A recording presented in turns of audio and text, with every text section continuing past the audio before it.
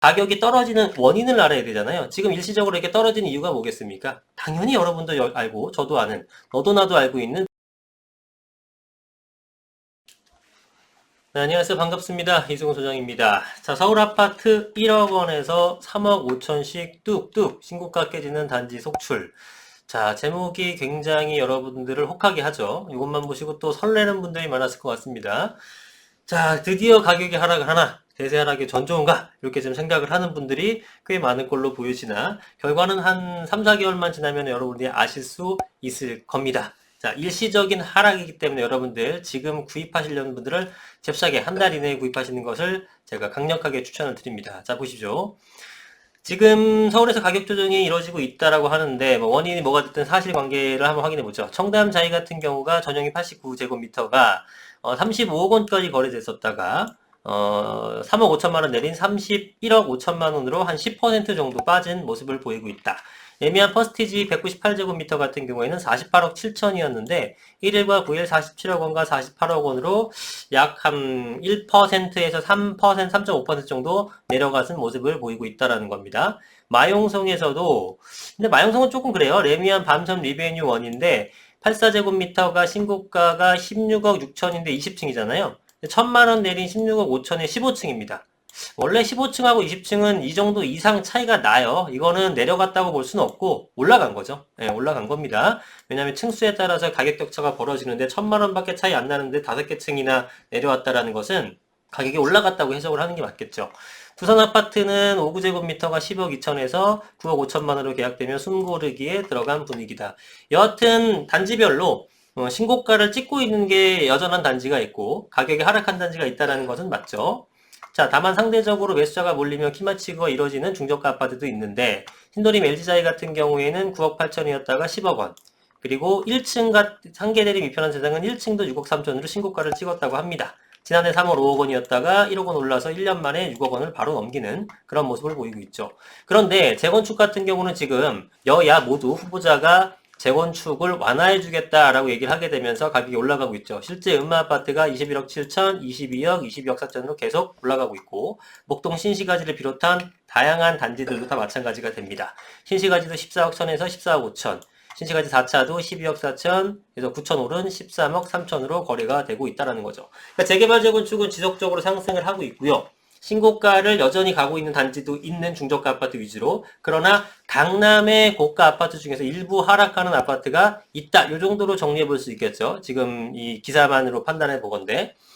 근데 장기적으로 봤을 때는 재개발 재건축의 가격이 상승하게 되면 기존의 아파트 가격을 끌어올릴 가능성이 상당히 많고요. 그 다음에 지금 무엇보다 가격이 떨어지는 원인을 알아야 되잖아요. 지금 일시적으로 이렇게 떨어지는 이유가 뭐겠습니까? 당연히 여러분도 알고 저도 아는, 너도 나도 알고 있는 보유세 때문에 그런 거죠. 보유세 중에서 특히 종부세가 부담되기 때문에 아시다시피 지금 뭐 조세저항이 움직임이 보입니다만 어쨌든 간에 한 19% 이상 상승을 시켰습니다. 공시가격을.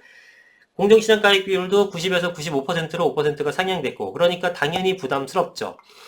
그러다 보니까 2주택을 갖고 계신 분들, 2주택도 이제 한 세대당 2주택이 아니라 1인 2주택입니다. 1인 2주택. 여러분 이거 아시죠? 만약에 2주택이 있으신데 2주택을 남편이 하나 갖고 있고 부인이 하나 갖고 있다라고 하게 되면 아무 상관 없습니다. 이거 세금 부담이 크지 않아요. 근데 2주택을 한 사람이 독점했다.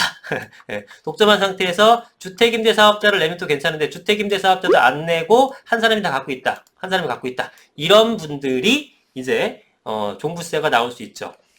자, 그래서 특정적으로 어떤 거냐면 조정 대상 지역의 핵심 지역 중에서 2주택 이상을 갖고 있으면서 주택임대사업자를 내지 않았던 사람, 그분의 물건이 지금 나오는 겁니다.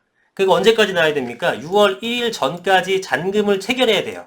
왜냐하면 6월 1일이 보유세 납부일의 기준이 되기 때문에 6월 1일 등기를 딱 열어봤을 때 요게 누가 갖고 있니에 따라서 올해 12월에 내는 세금, 그 다음에 7월 9월에 내는 재산세, 예, 종부세와 재산세의 기준일이 6월 1일이 누가 갖고 있었니가 되는 겁니다. 그러니까 갖고 있는 보유자는 세금을 안 맞으려면 5월 30일까지 잔금을 치러야 되죠. 그러니까 적어도 한 달에서 한 달 반 정도 그 계약 기간이 있다라고 보면 적어도 4월 30일 전까지 4월 초에서 4월 30일 전까지는 매매를 해야 됩니다. 한 달 남았죠? 한 달 이내에 이거를 정리를 해야지만 내가 올해 세금을 안 두드려 맞는 거죠. 그러니까 급해졌죠. 그런 물건이 지금 나오는 거다. 근데 다시 한번 강조하지만 그런 물건이 나오기는 굉장히 힘들다는 겁니다. 1세대 2주택인 경우 그 중에서도 한 사람이 독점하고 있을 경우 그 중에서도 주택임대사업자를 내지 않았을 그런 특정한 사람들만이 물건이 나오는 거고 그것도 핵심 지역에 갖고 있어서 부담스러운 사람들 위주로만 나오고 있다는 겁니다. 그 물건이 나오게 되게 되면 시장에서 당연히 지금 보시면 가격이 48억 7천원, 47억 48억 이게 그러면 48억 7천원 엄청나게 비싸서 못 사는 금액이고 이건 싸서 거래된 겁니까? 그게 아니에요. 뭐 이놈이나 물론 뭐 7천일억이 작은 돈은 아니긴 하지만 어찌됐건 이 금액이나 뭐 차이가 얼마나 나요. 그럼에도 이 금액에 받쳐주는 매수자가 있다라는 거죠. 대세하락으로 갈 수가 없다라는 겁니다. 왜냐하면 이런 물건들이 엄청나게 많이 쏟아져가지고 대기하고 있는 수요보다 더 많이 쏟아져야 되는 거예요. 근데 대기 수요는 요만큼 있는데 물량은 요만큼 나와요. 그럼 요만큼 하고도 나머지가 여전히 초과 수요 상태가 되다 보니까 가격이 빠지는 듯 하다가 안 빠지게 되는 겁니다. 그래서 일시적으로 한 달 정도 빠지는 거예요.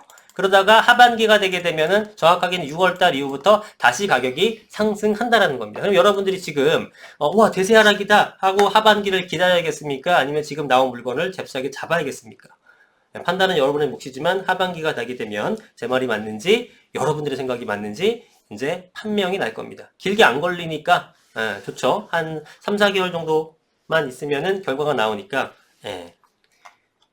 기다려보시면 될 것 같습니다. 자, 그 다음에 뒤에 기사 하나 더 볼게요. 전세금 내로남은 논란에 김상조 실장 전격 경질되었습니다. 이게 어떤 내용인지 간단하게 설명드리면 김상조 청와대 현재 정책실장이고요. 지금 이 부동산 이 정책을 세우는데 많은 공을 한 분입니다. 근데 이분이 그 본인이 갖고 있는 임대보증금을 상승시켰는데 8억 5천에서 9억 7천을 1억 2천을 올렸습니다. 임대료 상승률이 14.1%예요. 근데 이걸 언제 올렸냐면은 7월 29일 날 올렸습니다. 그럼 8사 대책이 언제 통과가 됐냐면은 7월 30일 국회를 통과했어요. 계약갱신 청구권 전월세 상한제가 7월 30일 국회 통과했는데 7월 29일 날 요거 하기 직전에 올려버린 겁니다. 당연히 이거 알고 있었죠. 그죠? 올리게 되면 5%로 제한을 받을 수 있다 보니 얼른 올린 거죠. 그죠? 얼른 올린 거죠. 이 세입자 얼마나 좀 속상할까요? 그죠? 어떻게 보면은 뒤통수 맞은 건데 세입자 이 내용 뭐 알았을까요? 당연히 알면은 누가 14.1% 인상을 해줍니까? 일주일만 기다리게 되면 5%만 주면 되는데. 그죠? 그러니까 이거에 대해서 좀 많이 비판을 받고 있는 실정입니다. 그러다 보니까 전날 밤 김 실장이 사의를 표명했고 문 대통령은 즉각이로 수용했죠. 지금 수용 안 하고 미적미적 되다 보면은 지금 민심이 많이 돌아섰기 때문에 문 대통령도 즉각이로 수용했다고 합니다. 김 실장은 이날 부동산 투기 근절을 위해 총력을 기울여야 할 엄중한 시점에 국민들에게 크나큰 실망을 드린 점 죄송스럽게 생각한다라고 하면서 물러났다고 합니다. 자, 점점 뭐 LH 사태도 그렇고 기존의 공직자들이 이런 어떤 모럴 해저드라고 해야 될까요? 뭐 이런 모습을 많이 보여주니까 특히나 현 정부는 어떤 도덕성을 강조하는 정부이면서 본인들은 그렇지 않은 모습을 보이는 전형적인 내로남불의 형태를 보이다 보니까 국민들의 실망이 점점 커져만 가고 있습니다. 글쎄요, 이게 지금 걸린 것만 이렇게 되지 막상 파보게 되면 굉장히 많을 것 같습니다. 그러다 보니까 뭐 이런 말이 어떨지 들리실지 모르겠지만 사람은 욕심을 부리는 존재입니다. 사람은 욕심을 내서 돈도 여러분들 벌고 싶고 편하게 지내고 싶고 경제적인 자유도 누리고 싶은 거지 그거를 뭐 투기꾼이나 뭐 돈을 죄악시하게 되면서 억지로 반시장적으로 사람을 끌어내리려 그러면은 당연히 반발이 생기는 거예요. 심지어 본인들도 그러지 못하면서 실제로 그 부동산이라든가 아니면은 일반적인 시장 형태의 투자를 하신 분들을 그렇게 투기꾼 프레임 씌워서 되겠습니까? 좀 그러지 않았으면 좋겠습니다. 자, 그래서 어쨌든 여러분들 보시게 되면 오늘의 중요한 포인트는 서울 아파트가 가격이 뚝뚝 떨어지고 신고가 깨진 단지가 속출한다는 것은 일시적이다라는 겁니다. 이번 기회를 잡으시고 못 잡으시면은 다시도 사라진다. 이유를 알아야 돼요. 떨어진 이유가 무슨 금융위기가 왔다. 그러면 장기간으로 갈 수 있겠습니다만 지금 떨어진 이유는 보유세를 회피하기 위한 물건이 몇몇 개 나오는 거기 때문에 그게 지나가게 되면 당연히 가격이 다시 재상승하겠죠. 제 말이 맞는지 안 맞는지는 몇 개월 뒤에 봅시다. 오늘 영상 여기까지 하겠습니다. 감사합니다.